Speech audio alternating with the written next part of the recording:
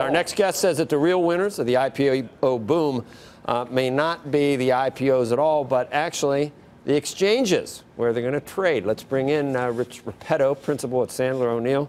Rich, thanks for joining us. I don't know if I would have said this in December, but what a difference a couple of months make. It's going to be a good market for IPOs, most likely. Yeah. Why will the exchanges do so well? Yeah. Well, 10% to 12% of revenue comes from IPOs or listings. So far this year, it didn't help that the SEC went on off business hours for a certain time span. We've only had 15 IPOs so far this year, all to house the NASDAQ right here. Last year we did 185 for the whole year, so that's roughly about 50% of the run rate of IPOs of NASDAQ's IPOs. So we can see if Lyft does well, it's just really a bellwether for, we think, IPOs coming out in the market. The exchange CEOs are also very excited about the pipeline of IPOs that they have. How hot could it be? I mean, everybody knows Lyft. Everybody wants Uber. I mean, what kind of, we haven't seen one of those just numbers where, it's the front page of the newspaper, everybody's talking about it, mainstream America talks about it. Is it going to be like that? Could be, right? I think it could be 80 when it opens, something like that? That's what the exchanges do. They're supposed to price these fairly and to get a good open.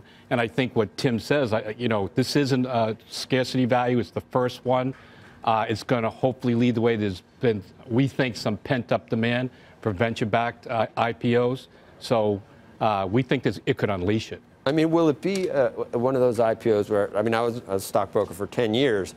And, I mean, if I was really a good boy, I might get 100 shares to give to my best client on one of these things. And this was at Merrill and Hutton and places. I mean, nobody gets these things. You get 100 shares to give your best. Is it going to be like that for this?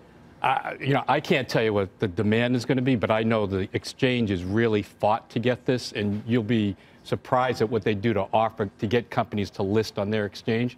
I mean, right out here, you got the NASDAQ billboard. They'll offer. So, Rich, if they're fighting for these, and you said it was 10 to 12% of rev when you talk about listing fees, is that a race? Are they going to meet in the middle? Because I know the ICE, the New York Stock Exchange, has a premium to what they get for listing versus the NASDAQ. So do you think that price is going to come under pressure because they're fighting for that business for the exchanges? Not really, because what they're giving them extra marketing. Again, a fixed billboard. So does that cost NASDAQ incrementally more? Probably not. But they're fighting to replace the cost of Lyft, these marketing costs that they have, that NASDAQ could help out. You go to an airport and you see CNN at every airport. That's what the NYSE has to offer, as well as and CNBC too. And CNBC. Yeah. That's a big one right there. And so you see that they all have offerings, and they're scalable. So they're not going out and really spending this money, but they're doing it out of the sort of the infrastructure that they've already built. So, right. Rich, thank you. Appreciate it. Rich Repetto of Sandler O'Neill. So, Guy. Yes, sir. You really believe that exchanges are the best? Yes, I do. No question about it. I mean, in the non-equities, Chicago Mercantile Exchange, if you look, year-over-year volumes continue to go higher. Terry Duffy does an amazing job. And NASDAQ trades 15 times forward. New York Stock Exchange, ICE about the same. The only exogenous risk, if it's somehow the regulation comes and puts some transaction tax on, which I don't think is going to happen. But my question to you is, when you were working at JT Marlin, was Vin Diesel as good looking in real life as he is in the movie? Oh, the Marlin.